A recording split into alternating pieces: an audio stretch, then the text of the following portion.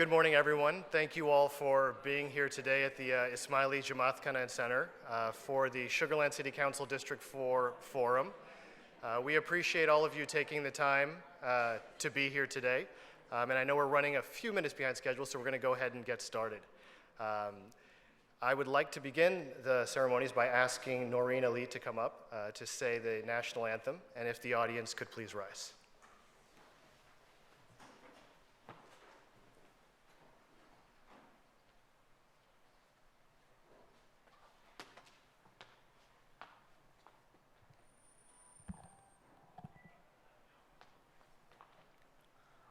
Oh, say, can you see by the dawn's early light what so proudly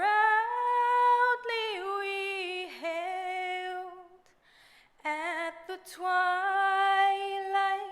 last gleaming, whose broad stripes and bright stars through the perilous fight o'er the ramparts we watched were so gallantly streaming, and the rocket's red glare, the bombs bursting in air, gave proof through the night that our flag was still there.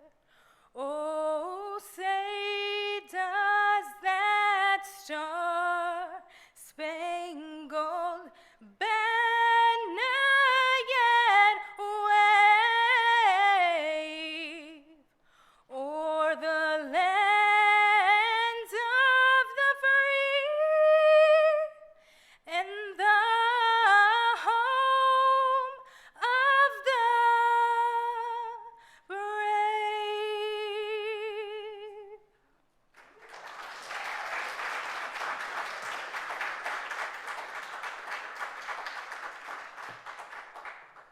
Thank you, Noreen, for a very beautiful rendition of the national anthem. At this time, just to offer some opening remarks, I would like to invite the Honorary Secretary of the Aga Khan Council for the Southwestern United States, Faisal Momin.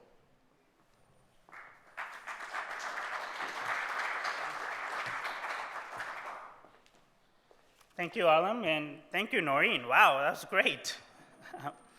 Bismillahirrahmanirrahim, distinguished guests and fellow Sugar Land residents. It gives me great pleasure to welcome all of you to the Ismaili Jamatkhana Center.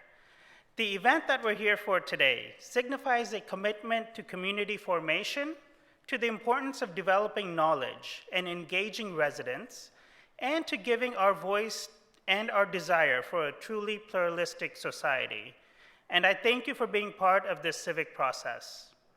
At the outset, I would like to express a special thank you to 3 District 4 candidates who have made the commitment to public service in our community. Thank you very much for being here today.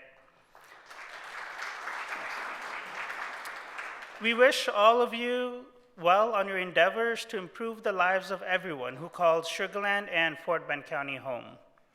I would also like to express a very special thank you to our partner, the League of Women Voters of Houston, and today's moderators, Rita Hicks from the League of Women Voters, and to University of Houston political science professor, Dr. Brandon Rottinghouse. Without your dedication, this event would not be possible, so thank you. Last but not least, I would like to recognize the members of the editorial committee who have volunteered valuable time to research and surface key issues and concerns that our prospective leaders will discuss here today. Please join me in a round of applause for the tireless efforts of all these great individuals and organizations.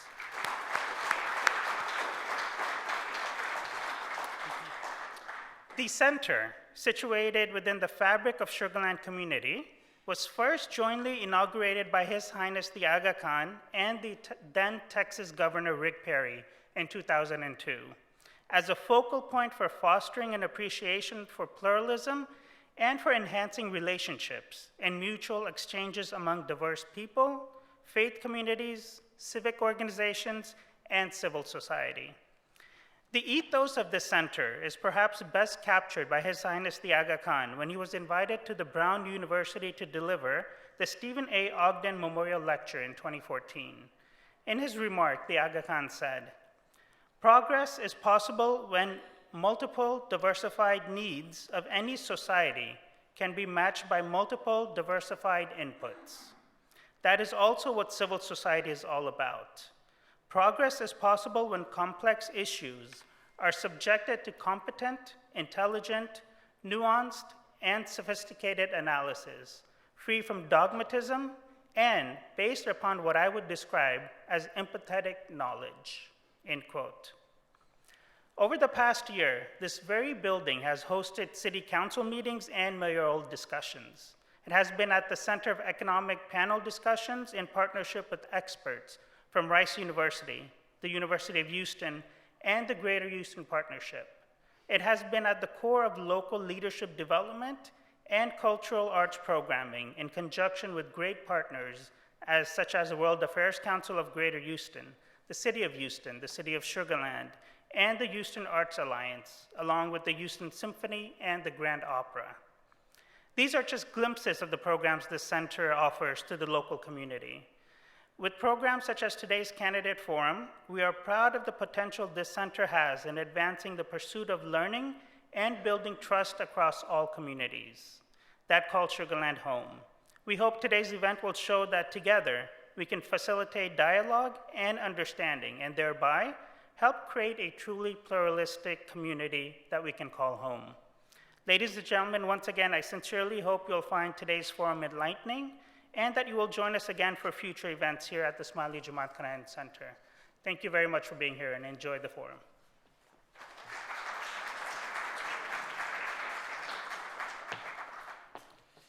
Thank you, Honor Secretary Faisal. Today's forum is going to be a moderated forum, and thank you, Faisal, for introducing the two moderators. I'd just like to get into a little bit of their backgrounds and tell you a little bit about them before we begin the forum. Rita Hicks is a Houston-based attorney and policy consultant. She serves as the Vice President of Civic Engagement for the League of Women Voters of the Houston area. In that role, Rita develops educational content related to local, county, and state elections to help voters make informed choices at the polls.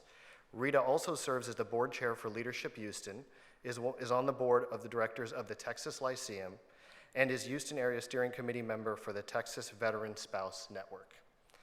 Dr. Brandon Roddinghouse, who is the co-moderator, holds a PhD in political science from Northwestern University. His teaching and research interests include the presidency and Texas politics. He is the author of several books, dozens of academic journals, and editor and contributor to multiple edited volumes. Most recently, he is the author of the book Inside Texas Politics, which is an Oxford University Press book. He has provided commentary on national and Texas politics in hundreds of media outlets. He is the co-host of Party Politics on Houston Public Media and the creator and contributor of Monday Morning Politics on Houston's Fox 26. And I'm going to throw in a little plug for you, Brandon. He just started a new podcast, which is part and parcel of Houston Public Media. So for those of you interested in Texas politics, it's a quick 15-minute rundown. I've listened to it. It's pretty good. It'll keep you up to date and on the drive on the way to work. So check that out if you have an opportunity. At this time, I'd like to hand it over to Rita and Brandon, and also invite the candidates to come up, who will be introduced by our moderators. Thank you.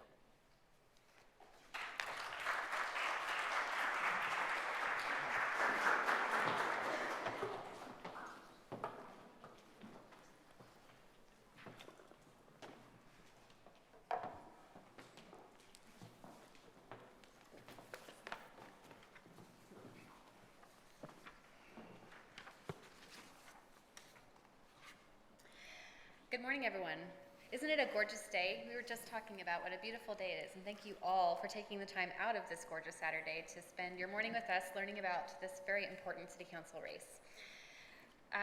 So we'll just go ahead and kick it off. We want as much time as possible for you to learn about these candidates. So the Sugar Land City Council candidates are Closest to me is Mr. Sean Burnett. Next to him is Miss Carol McCutcheon. And after that is Mr. Kaiser Q Imam, who prefers to be called Q. We will be on a first-name basis in this forum because we want to keep it kind of casual for you. The questions for the forum were identified and reviewed in consultation with an editorial committee, which Faisal mentioned to you, comprising a group of Sugarland residents with oversight provided by the League of Women Voters. That's me. We would like to take this opportunity to thank that editorial team again, because it is a lot of hard work, I can tell you, having done a few of these, to come up with substantive questions that really give you insights into each of these candidates' visions for your city council position. Brandon? So the forum will last approximately 60 minutes.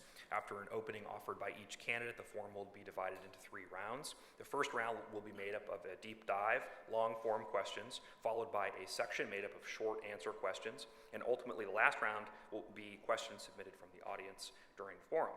Lastly, candidates will be given the opportunity for closing remarks. Given the nature of the event and to avoid any distractions, we'd like to request everyone please remain seated to the end of the forum, and please ensure that your cell phones are on mute. This is something my students almost never do, so maybe we can do better. Lastly, the event is being live streamed, so keep that in mind. The candidate's placement is in the order of the ballot, starting, as Rita said, with Sean closest to us, followed by Carol, and then Q on the very end.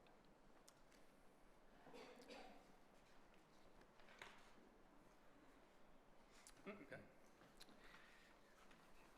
Yeah. So we're going to kick things off first with our deep dive questions. For each of these questions, oh, I'm sorry, that's not correct. We're going to kick things off with our candidate openings. No. And as we mentioned, we're going to start closest to us. So Sean, if you'd like to begin. Sure. Thank you. Can everybody hear me? Okay. I'm not used to this microphone earpiece setup, so forgive me if I fiddle with it a little bit.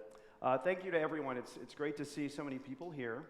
Thank you to the Ismaili Jamatkhana Center, as well as the council, the editorial committee. I know you worked very, very hard. The League of Women Voters and our moderators. This has been a wonderful, wonderful event to prepare for.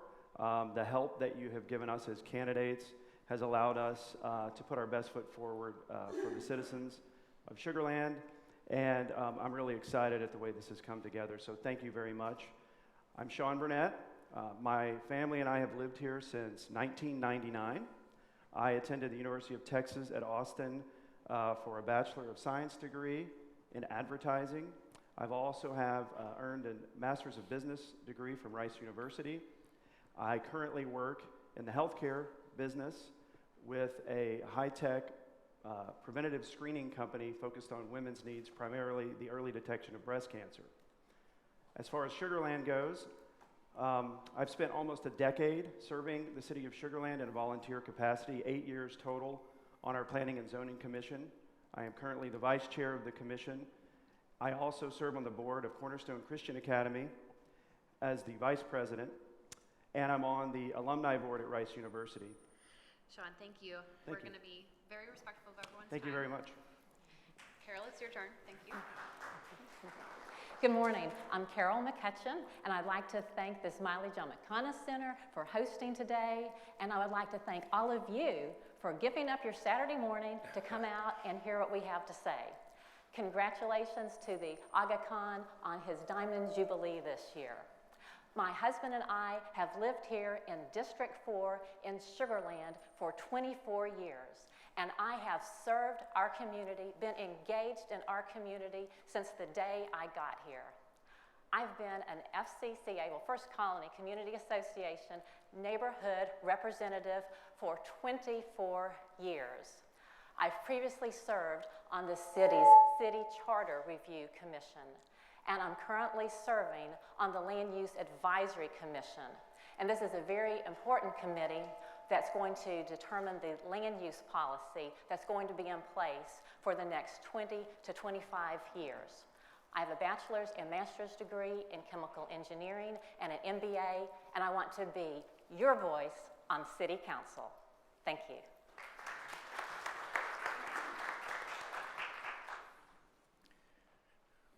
Good morning, and Yali Madad. My name is Kaiser Q Imam. As was mentioned, I go by Q.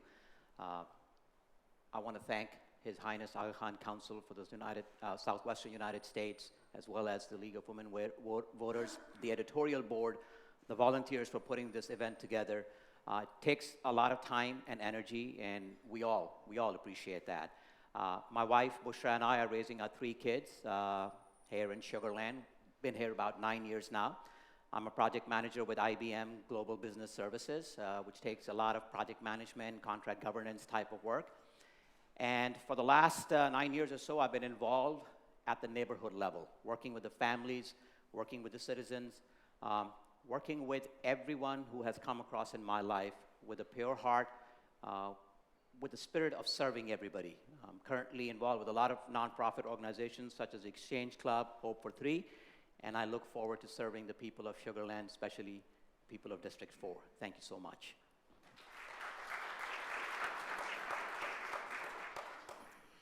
So thanks to you all. So now we will begin with our deep dive questions. For each of these questions, each candidate will receive 1.5 minutes to respond, and you have the clock in front of you. The first person to answer the question will be Carol. So Carol, with an annual budget of $259.2 million in the current fiscal year, including $73 million devoted to capital projects within the approved Capital Improvement Program, CIP, what priorities do you have in mind for infrastructure improvements that will improve the quality of life and for businesses and residents of the city? Yeah, that's an important question. Yes, we have a budget of $260 million, and I think it's important that we work on expanding our roads. We don't have many roads left to expand, but we have the Highway 6 expansion that's planned between Lexington and Brook Street. And also, we have the opportunity to widen University Boulevard between Lexington and Highway 59. And I think that's very important with the build out of the Track 5 where the Smart Financial Center is located. Once we get offices and hotels and everything there, the traffic's going to significantly increase, so we do need to have that area of roads widened. And what we saw with the recent flood, it's very important for us to work on our drainage issues to protect us from future flooding. And another little longer term issue that I'd like to see us work on is that the Societas District has said that we need to go from 30% dependence on surface water to 60% dependence on surface water. So that is going to require expansion of our current water production facilities. And so those are the 3 priorities I would think of with respect to infrastructure. Thank you.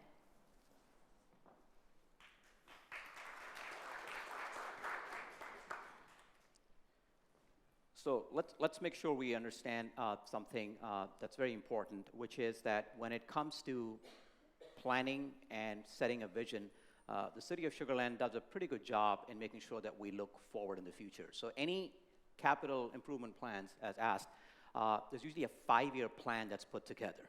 And the way it works is that we have a set of priorities that we set with the input of the council, which is very important because council is the voice of people. And then the first year of that plan actually goes into the budget. And so these are set projects that we will actually work on. The remainder 4 years of projects are really something that we plan for. And we must, as any society that has to grow, then reprioritize as needed. So as Carol mentioned very well, we already have needs, roads, drainage, where work needs to be done. Those are already in the plans. But we need to be very, very vigilant moving forward that these other priorities that we have set for the remainder years, we continue to look at that. And most probably, yes, roads and drainage will always be at the forefront of these plans, but we also need to look as to how the city needs to grow, how we want the character of city needs to be, and of course, our fiscal state of health, right? So the amount of debt we're gonna take and so forth, all of those things have to be taken into consideration when we come up with any prioritization and plans for the future. Thank you.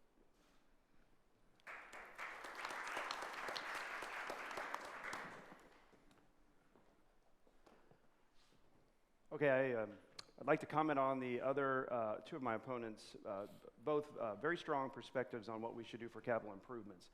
But what I want to explain is we've all three attended meetings recently, mine most recently at the neighborhood rep meeting just last week in City Hall. There's a lot of concern out there amongst neighborhood representatives about drainage and flooding and the ongoing projects we have going on. If you live on Williams Trace, there's all kinds of constructions, tree removals, and they're trying to widen the street, provide a walking path, and both improve mobility and drainage in one project. At our spring retreat that we were able to attend with the City Council, the city staff reported that there's tremendous uncertainty with regard to sales tax generation over the next 2 to 3 years. Q hit it on the head. This is a 5-year project, and what we need to understand is that there are a lot of projects in the queue right now that are in process. They're actually in jeopardy of slowing down. I live in Lakes of Austin Park. My wife and I went through a year project that we did not want to slow down. We were so happy that it got finished. We want to make sure as a priority with our budget that we finish all ongoing projects, particularly prioritizing drainage, that's property damage and inconvenience for our family, and mobility, widening the roads that need to be widened and improving them, as well as putting in technology that will help us at the traffic stoplights, etc. So those are the priorities, but also keeping a keen eye on the future and making sure we prioritize future capital improvements as the times change. Thank you.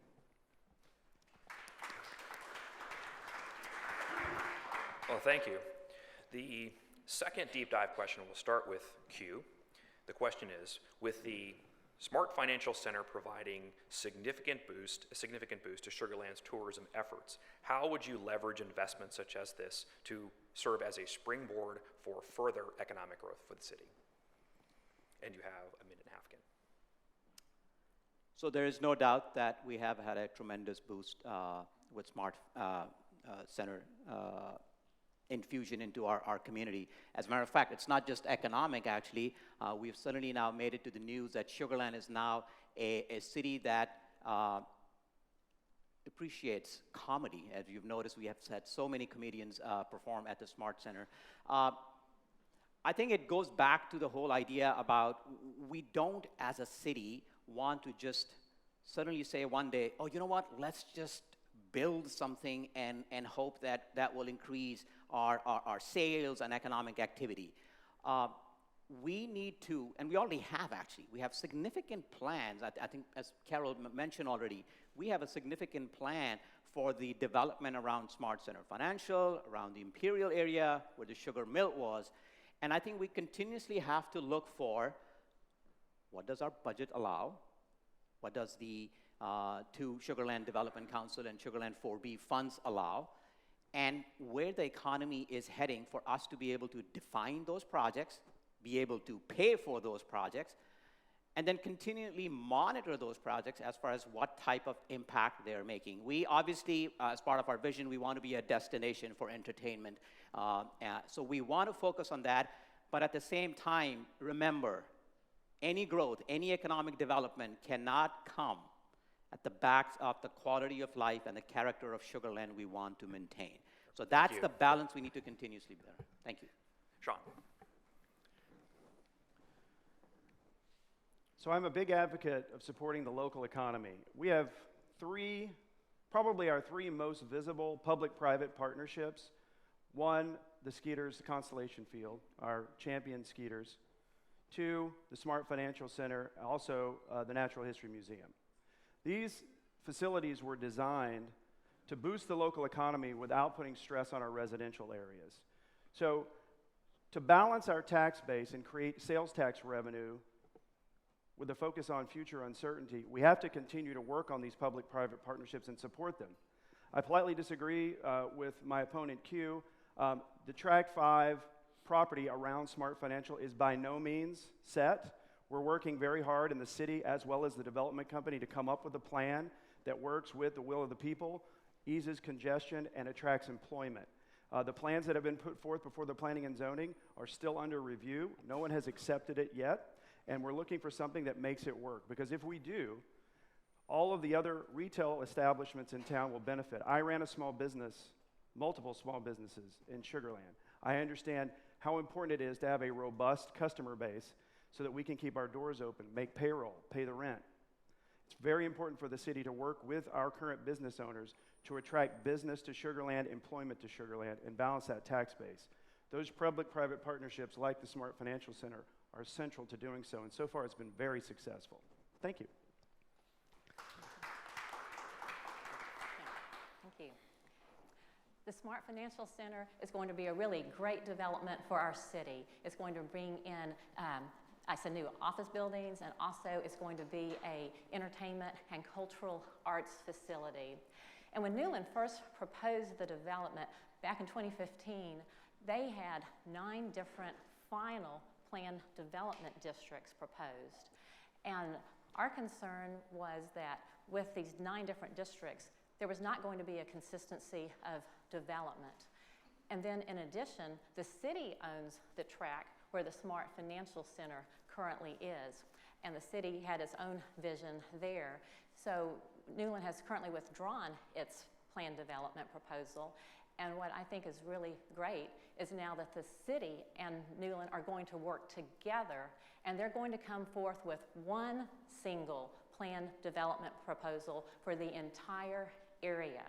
This will ensure that the traffic problem is not overwhelming to our residents. It's also going to make sure that we have a consistency in the vision of it being an entertainment and arts center and supporting our businesses. And also another issue was the fact that in the original proposal, they wanted each office building to have its own standalone parking. So now the new vision is for the final development plan to have structured parking that everyone can share. And that's something that they're working on even at the Texas legislature level. Thank you.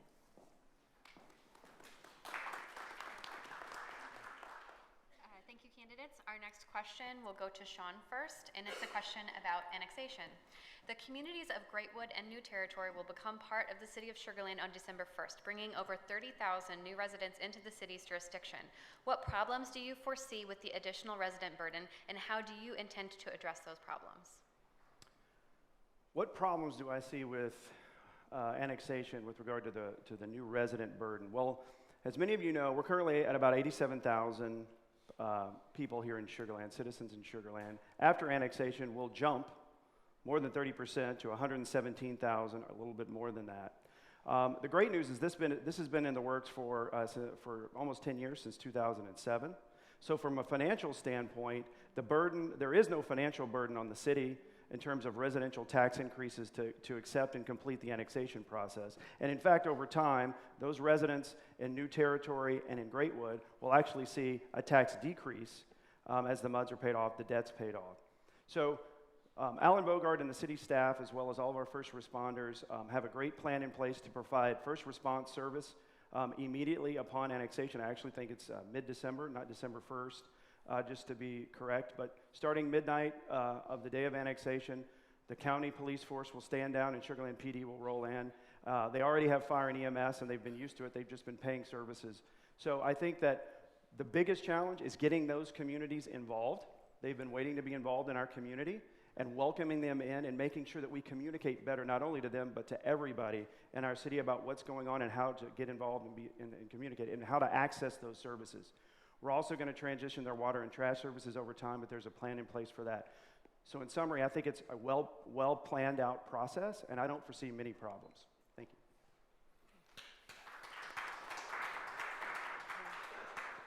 I think there are 3 main issues with respect to the annexation. First of all, there are some residents that have concerns in Greatwood and New Territory, and I think it's important that their concerns be heard. We want their voices to be heard.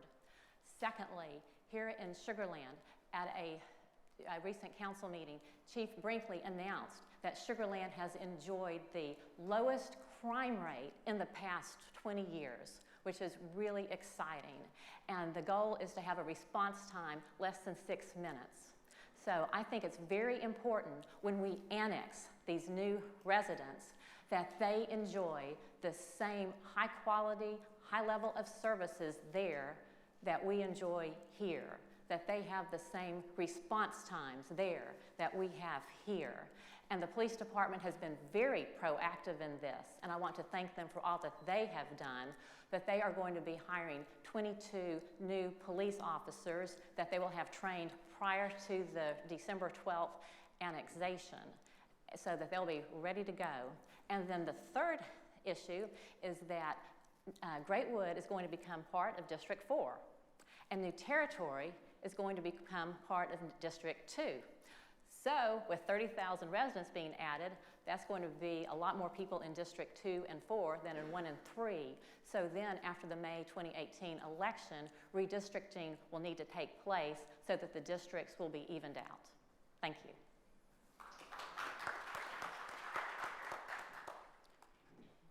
I think I'd use the word challenges rather than problems. And as duly said, whenever there's a change, there's anxiety. And actually, there's anxiety on both sides, not just on the Great Wood New Territory side. There's also anxiety on the current citizen side saying, is that going to impact our current services? Is it going to put overburden the city, both from a budget and services perspective? So and I think it's already been alluded to that communication becomes really the key focus and the driver behind making sure that those challenges are addressed. So making sure that folks in New Territory and Great Wood understand that the services are going to improve, stay at the same level and improve, that a lot of planning has gone in, over a decade worth of planning around personnel, around making sure that all the services that are provided are high quality, and at the same time, communicate. Both, as I said, the current City of Sugar Land residents and New Territory and Great Wood residents, that this has been in the plan. We are ready from a personnel perspective. As mentioned, the police force, other services, we've hired people. And so as long as we communicate well, as long as we make sure that those concerns, those questions are addressed at the HOA levels, at the neighborhood community meetings level, I think we'll be in good shape, and I think we're ready, and I think we're all excited, to be honest with you, on both sides, the new communities coming and being part of Sugar Land, and the City of Sugar Land. Thank you. Our fourth deep dive question will start with Carol. The question is, as a city council member, what is your position on the development of multi-family housing complexes in Sugar Land?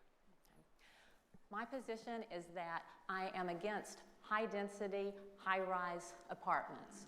And that can be evidenced by back in 2015 when Newland filed a proposal to build 900 high-density apartments off University and Lexington, next to Avalon at Telfair and behind Crescent Lakes. The citizens stood up and said, no, this is not what we want. This is not going to maintain the suburban atmosphere that we all cherish here in Sugar Land. As a result, I was one of the ones who led the effort to push back against the 900 high-density apartments. We had an apartment letter that I co-wrote, and we had over 1,700 signatures on it. In addition, Sugar Land Votes had a petition that supported this effort as well, and it had 3,200 signatures on it. Also, developers have said that the Houston area market is currently oversaturated with apartments. And if you look up and down Beltway 8, apartments are being built all up and down there. A number of apartments have recently been built in Riverstone, and also we have 274 apartments that will be built in Imperial in the near future. Thank you.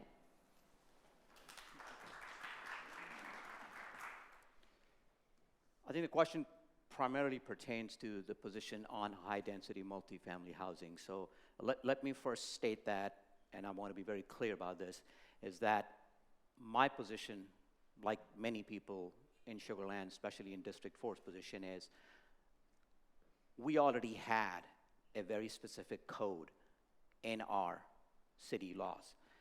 We need to stick to that. The people of Sugar Land, the leaders of Sugar Land, had put together a vision and plan, and that is, whereas we understand that we need multifamily housing in any city, there has to be a cap There has to be a limitation. There has to be a plan on how we grow, how much we grow. And I think the key point as far as my position is concerned is that anytime we look at projects like these, we cannot just look at one aspect of that development. We need to look at the economic impact, obviously, but we need to look at, is that truly fitting into the character of Sugar Land that the citizens want? How's it going to impact the schools that we take so much pride in? And it really is one of the biggest reasons a lot of us have moved to Sugar Land to begin with. How does that impact traffic? What is the plan to maintain the quality of the proposed development in future? We need to address all of that. And at the end, it has to be in the code. It doesn't matter what I say standing up here. It has to be in the code. Thank you.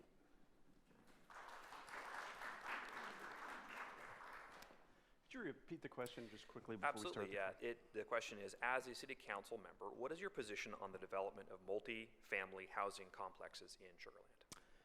Thank you. This is a great question, and it's long overdue to be answered in a public forum. I'm so thankful that it was asked. Okay, so as a Planning and Zoning Commissioner, I'm keenly aware of the zoning and what capacity we have in the city for multifamily residential apartments.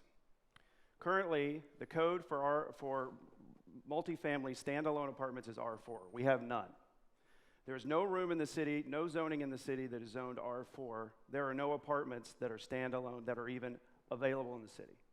The only way multifamily can go in from this point on is a mixed-use development or a planned development. We have limited acreage available currently to do planned developments. Tract 5 would be one of them. Newland Communities, who's the developer and owner of that land, has published a letter that says there will be no apartments on that land. In fact, the misnomer is the 900 apartments that everyone was so concerned about was really born out of a misstatement in a public meeting. It was never formally proposed because their development agreement only allowed for 88 apartments across the freeway. So the 900 apartments was really a discussion that the citizens rallied around to make sure that the city knew that they had no tolerance for 900 apartments in Tract 5. Planning and Zoning Commission, myself included, agreed to that. In fact, we couldn't build them there, and there won't be any there.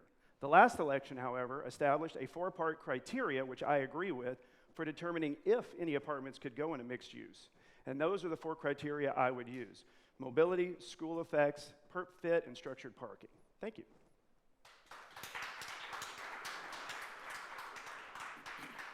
Thank you, candidates.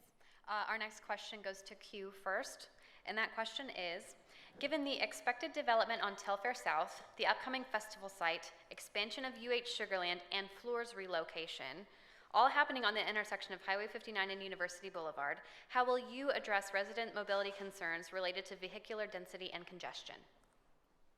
Absolutely. As a matter of fact, a couple of weeks ago, one of the residents asked me, Q, I cannot believe they're moving the county fair to the 59 University intersection on that festival ground. And I said, I don't think we have any plans to move the county fair and bringing in all of that show.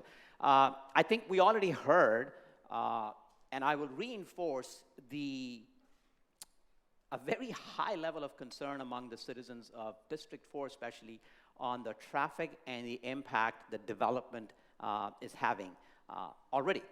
And we obviously have significant amount of growth and activity that we perceive occurring at that intersection.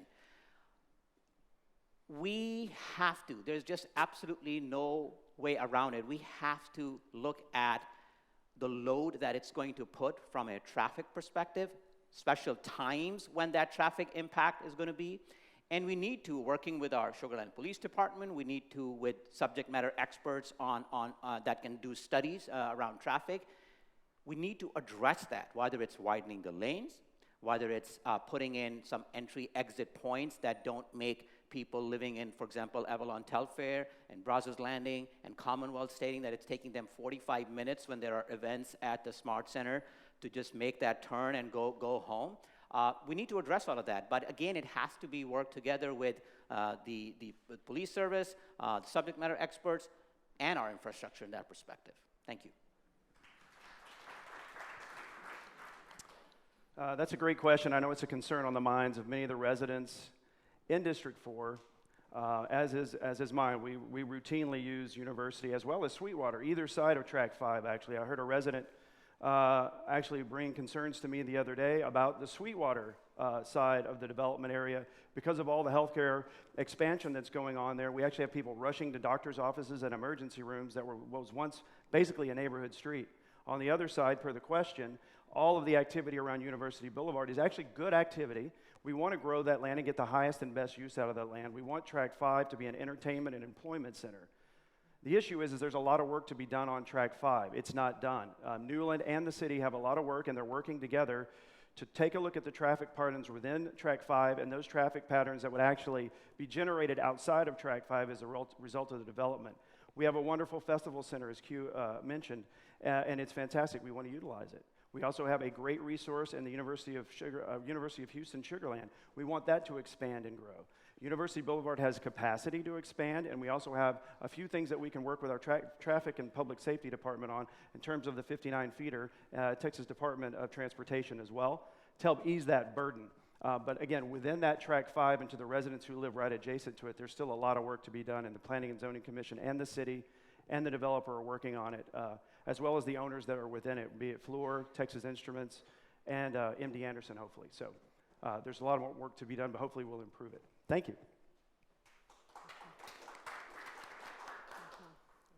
Well, first I'd like to correct a statement that Sean made recently. There were, in fact, 900 high-density apartments that were filed for in Newland's planned development. Council member Harish Jaju told me in September 2015 that Newland had recently filed a PD with the city that did include apartments. I immediately scheduled a meeting with Lisa Kosich-Meyer, our city planner, and Assistant City Manager Jim Calloway. I physically read the PD. It specifically said 900 high-density apartments, and it had them on the map. And then also, I was meeting with Mayor Thompson at City Hall when he read a letter to a group of residents from throughout the city that were meeting with him about this issue, and it said that Newland had withdrawn its proposal for 900 high-density apartments.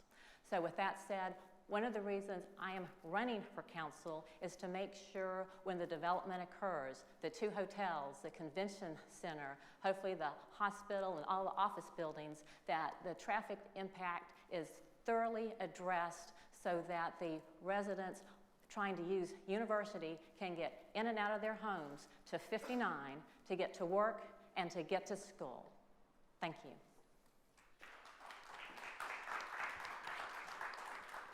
Thank you, candidates. Our final deep dive question, we will start with Sean. The question is, in 2002, His Highness the Aga Khan and Governor Perry jointly inaugurated the center in which you are today. His Highness said, and I quote, "It will be a center which will seek to bond men and women to this pluralist country to replace their fragility in their narrow spheres by the strength of civilized society bound together by a common destiny," end quote. Building and sustaining a pluralistic society is one that requires civic intent. So how will you, as a member of City Council in Sugar Land, remain or ensure that this remains as a leader, Sugar Land remains a leader in this endeavor? Thank you. Wonderful question. Sugar Land is a city of the future. It's a model for future cities as we grow and diversify over time. Sugar Land as a city, my campaign's slogan is Sugar Land, a city for the ages, all ages. A city for the ages is something that lasts the test of time, and in order for us to do that at a high quality for the benefit of our residents, we have to be attractive to new and different cultures, young people, as well as embracing those that are aging in place. And so this question fits right into that vision. Sugar Land has numerous areas where we reach out and accept and encourage multiculturalism, pluralism, if you will. In fact, coming up in early May, we have a diversity conference that the Marriott is hosting. We have a wonderful iFest, the international fest that we host. We have the festival site where we host a beautiful ceremony in the Kite Festival. We have all kinds of things here for people to get involved with purely at a neutral level, whether it's being involved in our boards and commissions, volunteering and learning from the Sugarland 101, the Police 101, leadership programs at the Chamber of Commerce. So we want to be a place that welcomes everyone around a common goal or a common vision. There's lots of room for diverse ideas, and the city does a fantastic job embracing those things and giving those outlets. We can communicate better and get more and more people involved as we shift and change over time, but I think if this remains a priority, we'll remain a city of the future. Thank you.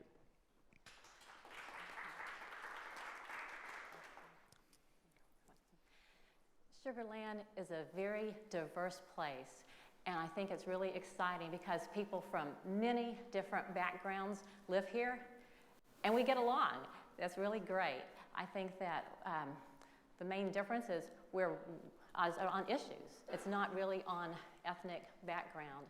And I'm really excited about the city's new festival site, where I recently attended the Kite Festival, and I'm really hoping to be able to expand the different multicultural offerings that will be there at the festival site. At Town Center recently, I was at the Navros Festival, and that was fun to see that. And so I hope that we continue to expand the different multicultural activities that are there at the town square as well. And I think it's important that we have a diversity of viewpoints on all of our boards, committees, commissions, and task force, because out of different ideas, you bring people together and you can get the best solution.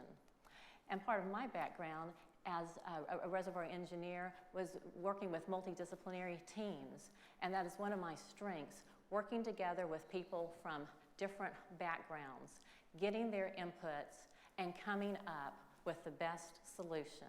And that's what we want for our city. Thank you.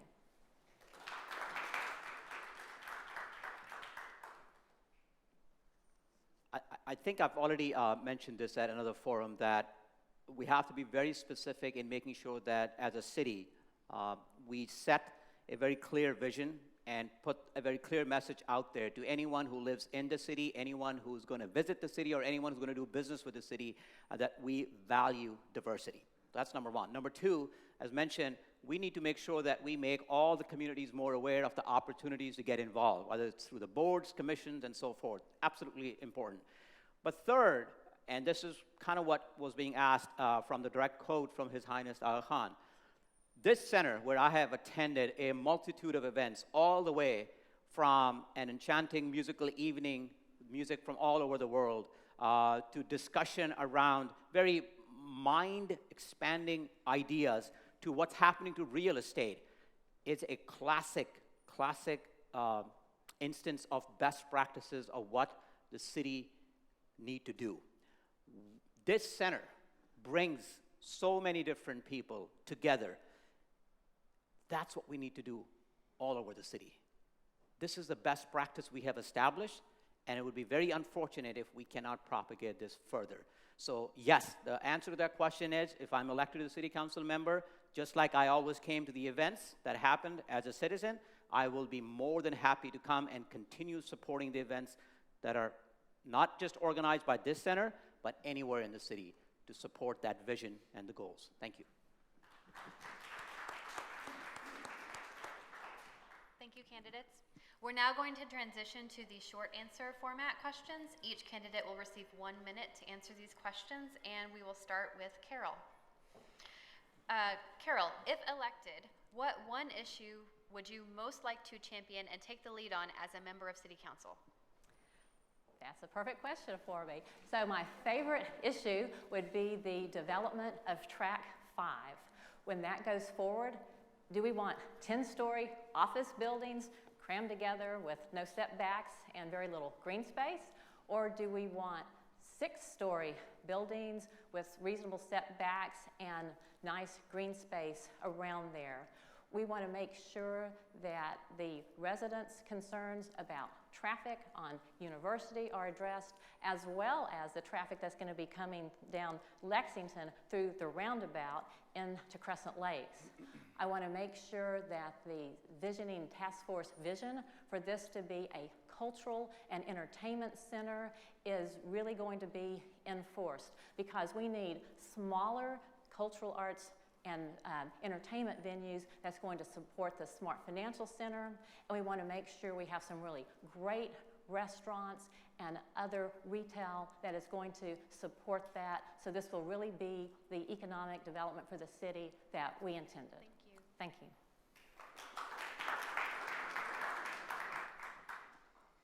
We'll follow the same order, right? Yeah, okay.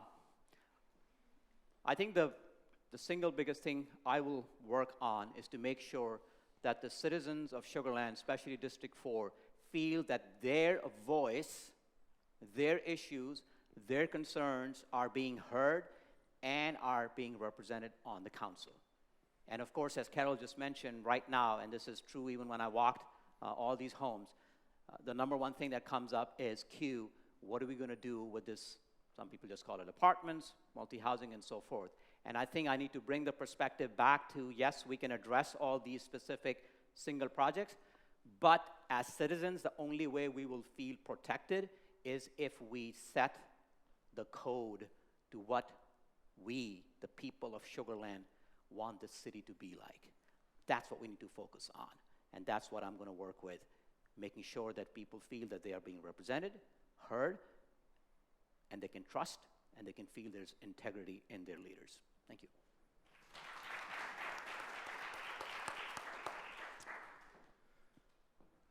If elected to City Council, my first priority will be balancing the local tax base and supporting our local economy. Why is that so important? Our city thrives on being able to provide Tier 1, top quality services and top quality of life for our residents. To do that, it costs money. In order to do that and not generate this money completely off the backs of us, the residents of Sugar Land, we have to find a way to balance it. There's tremendous pressure coming from Austin, as many of you know, to control that tax revenue at the local level and take it out of the hands of the City Council. Whether or not that happens is somewhat out of our control at this point.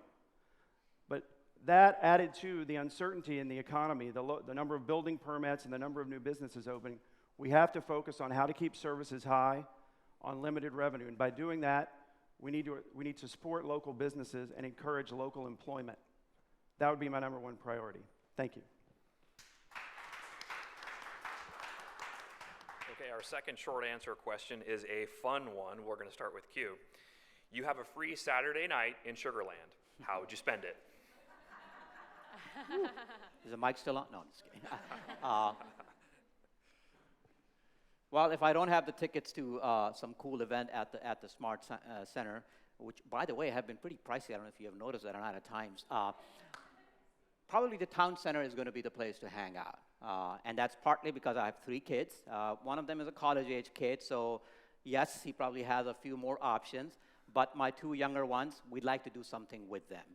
That's the reason we moved to Sugar Land, is because of the value that the city of Sugar Land puts on families. So I think something in town center, all the way from hanging out in the public square area, listening to a concert, although Saturday night we don't have those, we usually have them on Friday nights.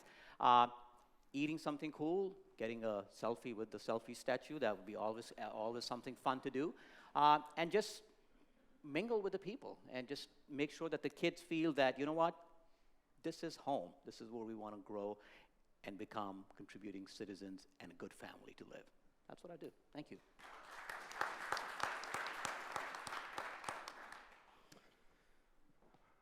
What would we do on a Saturday night? Well, I guess it would depend on what time of year it is. If there's a Skeeters game going on in the spring, we might take in a Skeeters game. If it's not baseball season, we would probably grab dinner in Town Center, or maybe hopefully one day in the Imperial Market, head over for a show at the Smart Financial Center, or maybe check out Movie Under the Moon in the city square. There's so much to do in Sugar Land, and as a resident, I'm so proud that our mantra, our focus is to make Sugar Land a great place to live, work, and play. So you don't have to go anywhere. When I ran my business years ago at the Outback Steakhouse on Williams Trace, there wasn't a lot to do. So it was a challenge keeping people in Sugar Land. As we've developed and created more and more wonderful attractions, you can go to the park if it's a nice night. You can get a great meal. As long as we support these local eateries and these local shops with more and more people during the day coming and patronizing them, they'll continue to come here. We can also check out sports and other events. So there's tons to do. Busy Saturday night. Thank you. That's a tough question because there's so many fun things to do in Sugar Land. It's just an incredible place to live. But the first thing I think we do, we take our dogs to the dog park. Our dogs really love going there and having a chance to just run free and wild. And so then we go to the town center and just mingle with the people that are out there, maybe get some ice cream or some Starbucks or something like that. And we would have dinner at one of the many great restaurants that we have. And then if there was something at Smart Financial Center, we'd go over to Smart Financial Center and enjoy one of the shows there. And I really enjoyed going to those. And then come back and maybe even grab hot chocolate, a dessert, or someplace and enjoy, I said, further walking around the square and just getting to meet people and just enjoy just the different things that we have to offer there. Thank you.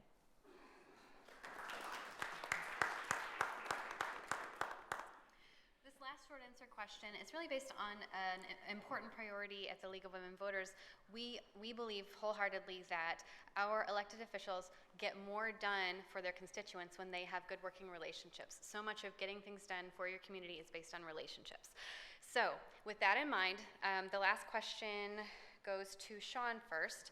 And the question is, during this campaign, you've each gotten to spend more time together. Tell us one thing you admire about each of your opponents. Great question. That's a fantastic question. So one of the things that I've enjoyed most about throwing my hat into the ring and trying to step up into elected public office is I've gotten to know a lot of new friends, a lot of new people, and my opponents are two of them. I admire immensely Q's passion for the city, his patient, committed delivery, and his willingness to work hard to earn votes. As for Carol, undoubtedly her passion is clear for what she believes is most important to the city. And look, it takes courage for any of us to step up and step out in front of all of you and every day walk and knock on doors and hope that people open and shake your hand. And so it's a testament to the courage of the folks up here and their families, frankly, to allow us all to step up. So I have a mutual respect and a kinship here for what we've gone through and what we continue to go through during this election. So thank you.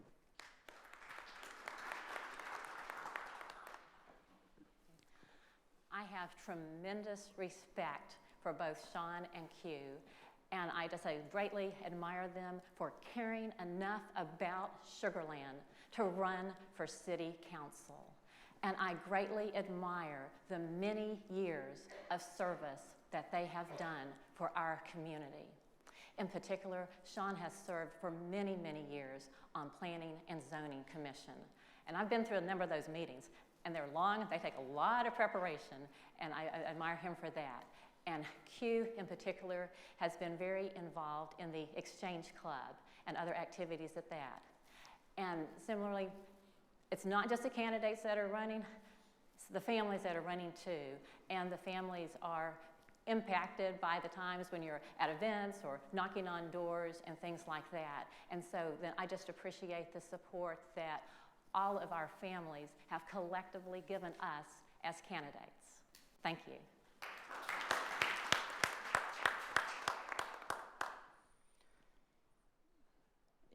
We are truly blessed, to be honest with you,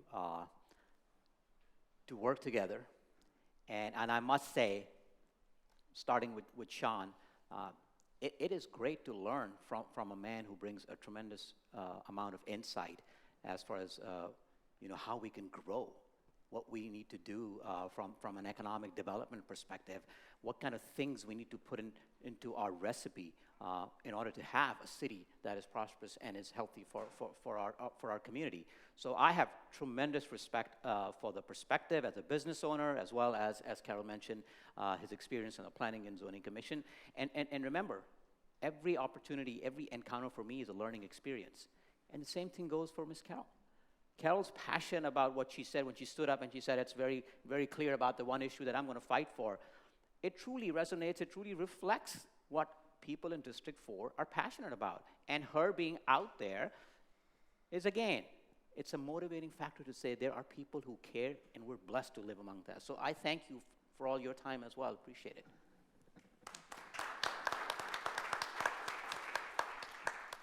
Thank you, candidates. Our third round of questions includes questions from you all, the audience. The first question will go to Carol. The question is, whether it is red light cameras or body cameras, what is your view on the use of technology for public safety purposes? What advantages and disadvantages do you believe technology poses in this context? So body cameras too, huh? Okay. Well, I think that the red light cameras are important. I really don't like them, but the problem is people run red lights. And that is a very dangerous thing. And one of my issues is let's keep Sugar Land safe. I was at a recent council meeting and Chief Brinkley gave some statistics for the red light that was at Elkins at University. During the 30-day warning time, it was around, I don't know, 600-700 warnings were given. But then 30 days later, when the tickets started giving out, it had significantly increased. And that is the problem. That is right by a school there. So it is important that we use technology where appropriate so we can help keep our children and our residents safe. Thank you.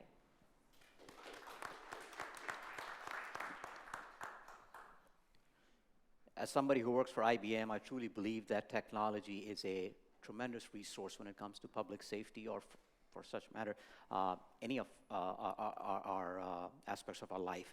Specifically to those questions, I think Sugar Land Police Department has been very clear about the use of body cameras. I think it tremendously helps, not just with the public safety, but in making sure that our first responders have very well documented encounters, which I think helps making sure that our first responders are never put into a position where they truly never got into the first place. So yes, absolutely. The second thing about the red light cameras, yes, there's a lot of people, like Carol mentioned, who literally hate the idea of red light cameras, but there is definitely an impact on safety. And I think there are studies that will show both sides.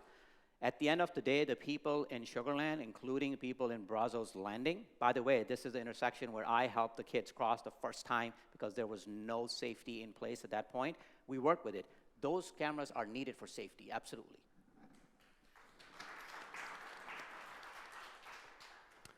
I think you'll find very little disagreement here on this issue. One of my central planks of my platform is leveraging technology to help the city provide services more efficiently and more effectively to the residents. We were at the same presentation by Chief Brinkley as he presented to council in his annual report. The statistics near the school and university are staggering. After the warning period was up, we generated in the next less than 30 days in February almost 1,000 red light violations by a school, okay? Full disclosure, I am a 2-time red light camera violator in the city of Sugar Land. Not fun, and you're pretty much caught. So I rolled the red light at 6 and 59, 2 times in fact, so I didn't learn my lesson. But I'll tell you what, I know where they are and I know what I'm doing now. Our serious car accident rate as a result of running a red light has gone down 40% since we installed our cameras. So we had 5, we now have 7, and they rotate them around the city. Other cameras like body cameras are also important, and I'm out of time, sorry.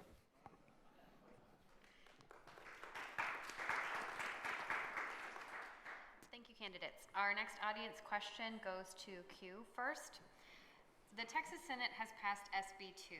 The stated aim of SB 2 is to combat property tax appraisal growth and avoid impacts on finances of families, businesses, and so forth by keeping property taxes low. However, some feel that SB 2 is an unfunded mandate that hinders their ability to raise revenue.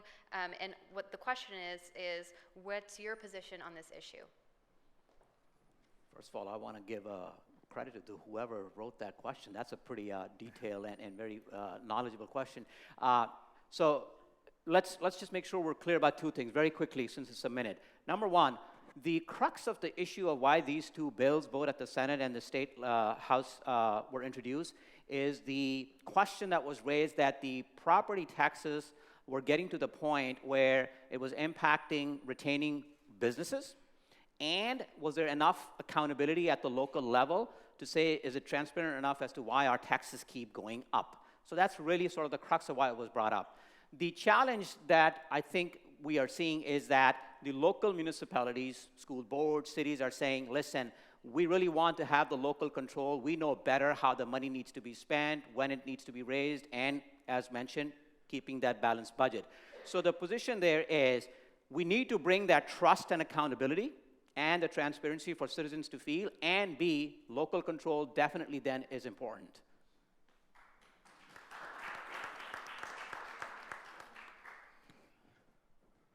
Again, I'll be surprised if we have much disagreement here. Great question. Look, the purpose of this bill, there's actually another bill similar to it in the House, is to make sure that local municipalities don't overtax the citizens. Unfortunately for us, we have a great city. Our city council has done a great job managing our tax rate. We have the second lowest municipal tax rate of any city our size in the state of Texas, and yet provide stellar services and have a top AAA bond rating. We've done a great job with the city managing our finances. This is about local control, as Q said. Our city puts together 5-year plans. The 5-year average of our tax rate inflation is less than the cap that they want to put us under. What that will incentivize our city to do in cities across the state of Texas is, in order to mitigate rainy days and sales tax dips, we'll maximize the tax each and every year just to make sure we have funds to provide services. So this is counterintuitive to our city in particular, and I'm for local control. Thank you.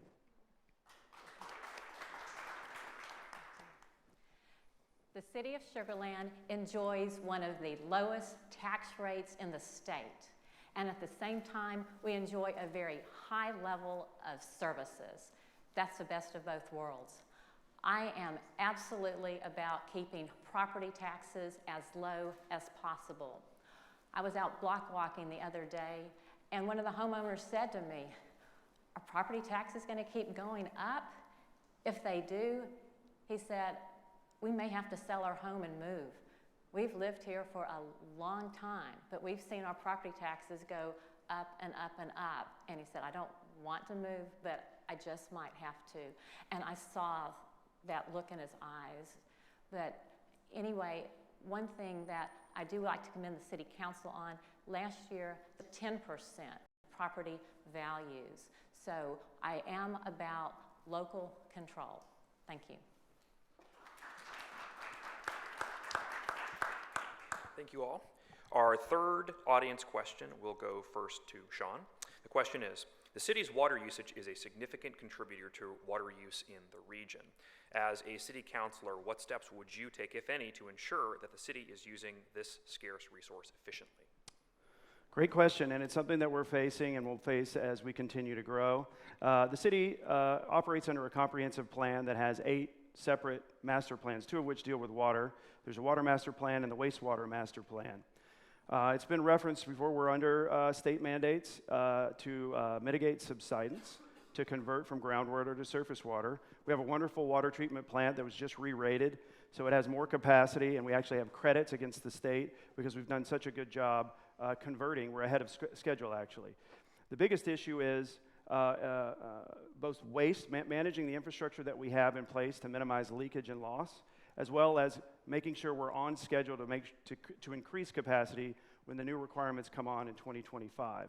The city of Sugar Land is working very, very well with parties in the county, with the subsidence district, to manage these issues and manage them very well, and we're adhering to our master plans. So we're on track, and we have plenty of water, and we have plenty of capacity to convert it, so I think we're in very good shape. We just have to keep going. Thank you.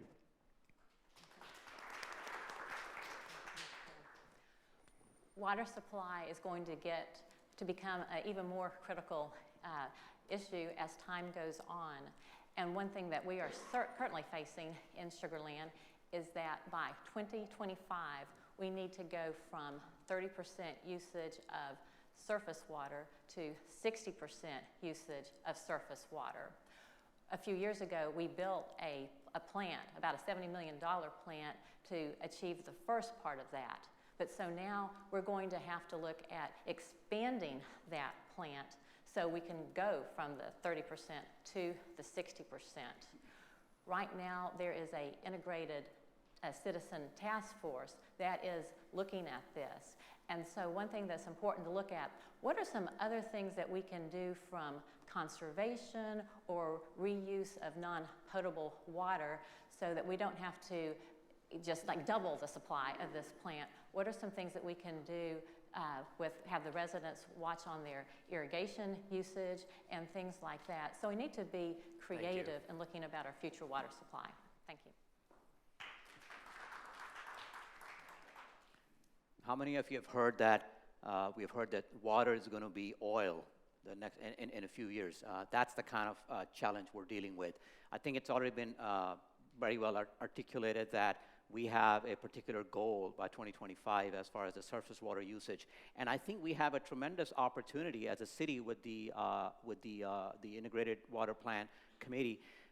We truly can be a leader in the region, maybe not just the region, the state, when it comes to putting a plan together that is smart as far as water usage. This, I think, to be honest with you, and the current council has to be given credit for that, for the vision.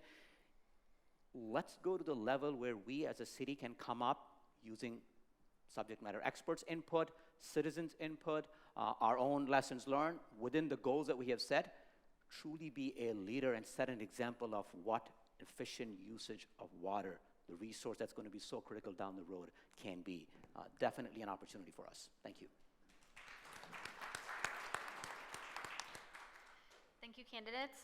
Our last question from the audience goes to Carol first, and the question is, over the past year, the Citizens Ethics Task Force has been charged with the mission of providing updates to the city's existing rules of ethical conduct. What updates, if any, would you recommend? That's an important question, and I would like to thank Conrad Davis and the Citizens Ethics Task Force for all of the hard work that they've done on this issue over the course of the past year.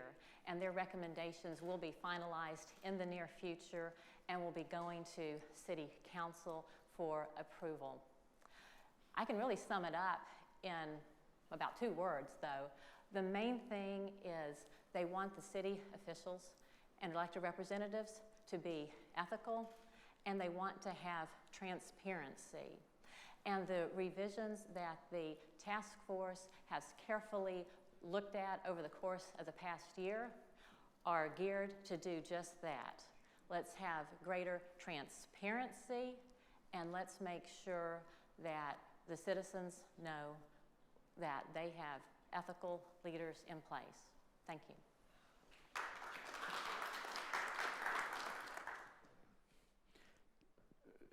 Let me make one thing very clear. The idea of this committee to come up with recommendations really shows the dedication of our city and our city leadership to say, how can we improve, all right? And I think the recommendations, and there's several of them, they need to be addressed mainly because we always want the citizens, the residents of Sugar Land to feel that they can trust the leaders in place, that there are processes in place that will take care and ensure that there's never a question that is raised. That's forward thinking, okay? That's making sure that in a few years we're not trying to put a band-aid on issues and so forth. So I commend the idea of putting this task force together. I commend the time that was put in to come up with the recommendations. But the next step really is we need to address all of those recommendations, whether they are, hey, we're already doing this and here's the process or the procedure, or you know what? Yeah, that is something we need to address because remember, integrity and trust in the leadership is vital for us. Thank you.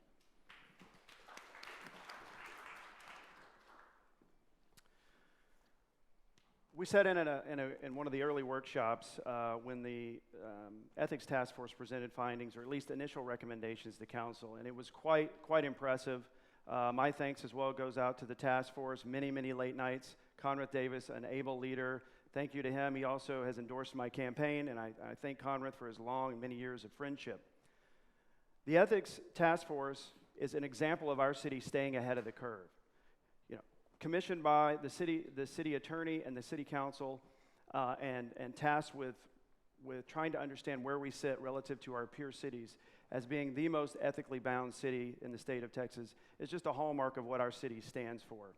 Our city currently isn't experiencing any ethical issues that require outcry. Some municipalities recently have, some counties have as well. Sugar Land is not. There's a system of controls in place that keep our representatives and our city staff above board. But we can do more, and the task force is addressing that right now, and we look forward to their recommendations. Thank you very much. Well, thank you each.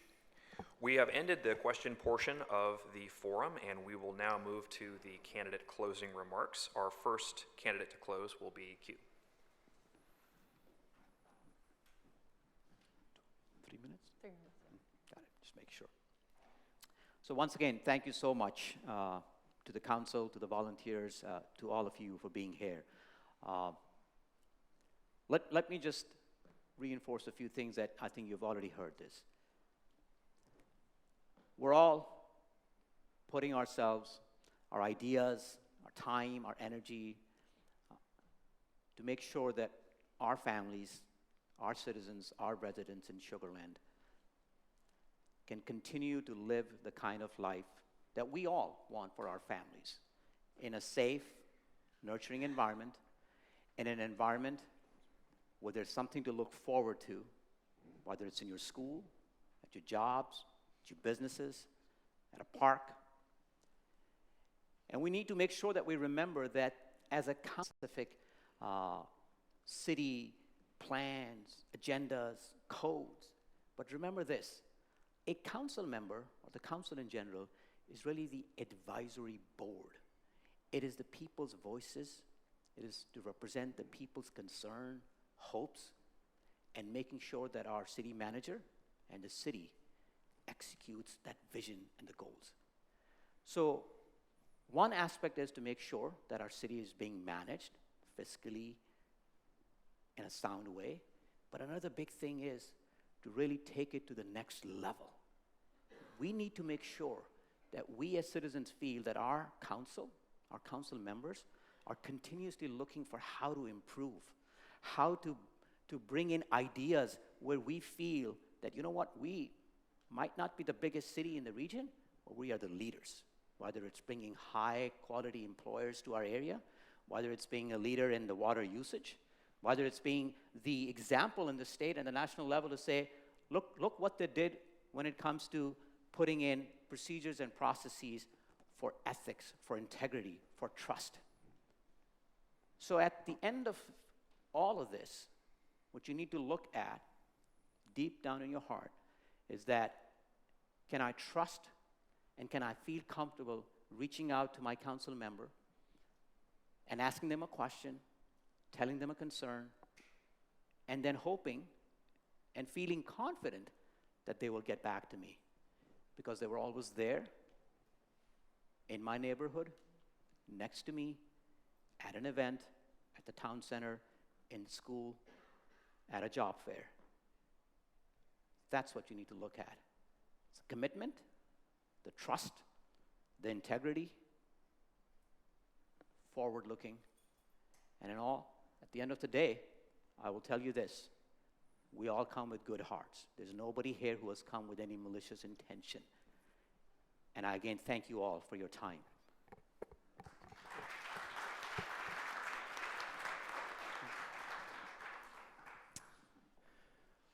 Well, to wrap up, we're all here to earn your trust and hopefully earn your vote.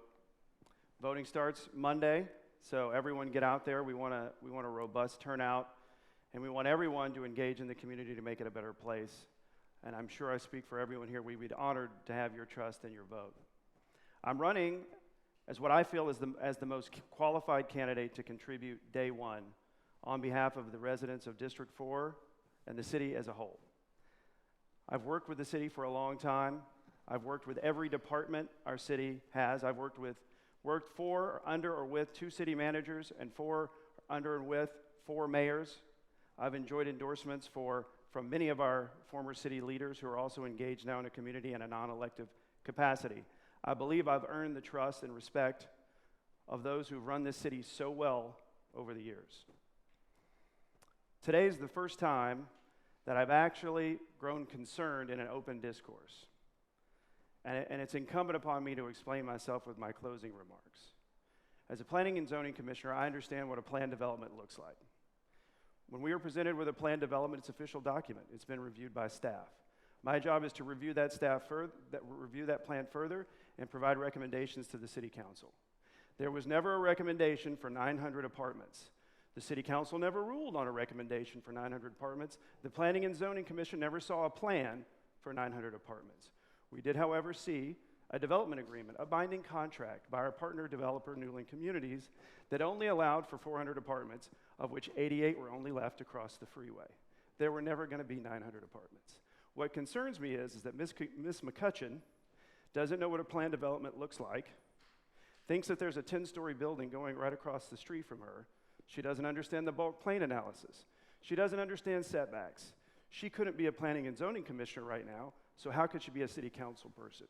I have to say that. I didn't want to, but I want to clarify the record. I'm ready to serve. I've served for a long time. I love and have passion for this community, and I want your vote. Thank you very much.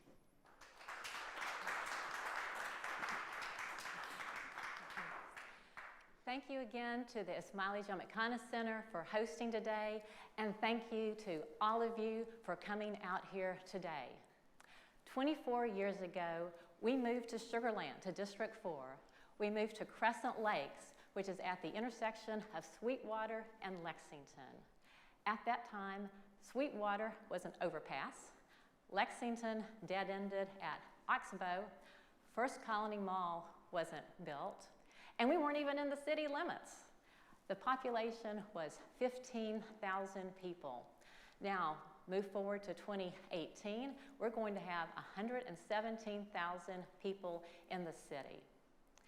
So, back to 2015, after Newland had made the proposal for the 900 apartments, the residents started looking at the development code, and they said, wait a minute, there's no cap on the number of apartments on a planned development district or on spacing, or is there any maximum height requirements in that document? Furthermore, there was a new element that was put into the code for urban apartments with a minimum 4-story height requirement.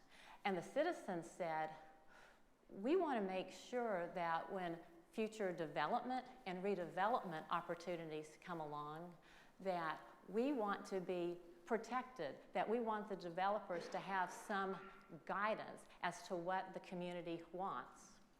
And Sean did say, hey, let's put the apartment issue to rest for this election. And as all of you have heard today, I don't think that issue has been put to rest yet.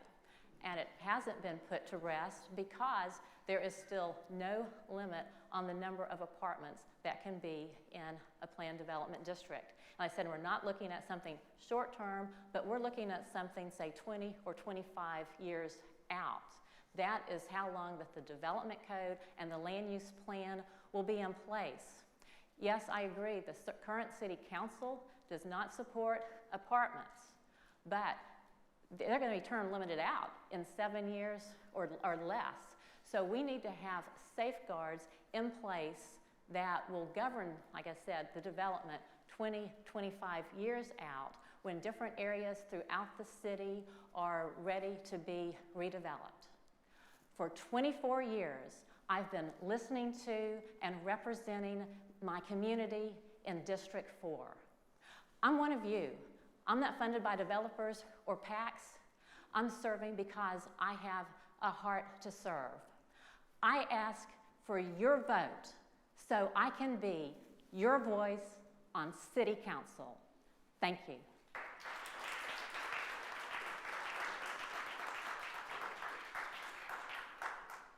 Thank you, candidates.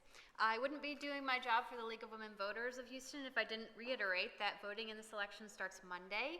Please show up, let your voice be heard. Make sure your neighbors know that voting starts on Monday. Get out the vote. And with that, Brandon, we'll turn it over to the MC.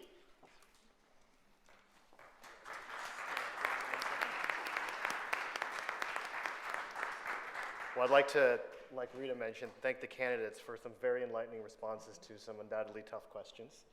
And also thank the moderators, Rita and Brandon, for an amazing job with the forum.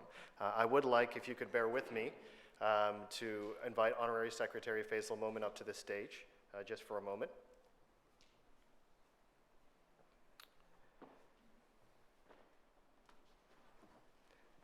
And this is just a token of our appreciation for all of you, candidates and moderators, taking the time to be here today.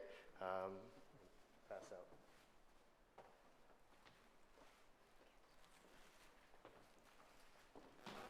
Thank you very much. Thank you. Thank you. Thank you very much. It was a pleasure to be here. It's nice to meet you. Thank you very much. Thank you so much, Mr. Mayor. Really appreciate it. Thank you so much. Appreciate it. Thank you. Thanks for all your help and your partnerships with all your. Brandon, thanks for all your help. And if you'd like to take a picture with Sure. you and my picture. Thanks for taking a quick picture. How do you want us to arrange? And so each of the gifts that was passed out was a small token from the Aga Khan Museum in Toronto. I'd also like to thank each and every one of you for being here today, audience members, residents, and voters. And again, encourage you to get out there to vote and to do it before Election Day on May 6th. Lastly, if you'd like, please join us in the lobby for refreshments. I believe all of the candidates are staying at least for some time to mingle with each of you. Additionally, we will also be having tours of the Ismaili Jamatkhana Center, this center, if any of you would like to take advantage of that. And we would encourage that you do. Please also be on the lookout for future events here at the center. And lastly, again, we thank you for your time and taking the time out of your weekend to be here today. Thank you very much.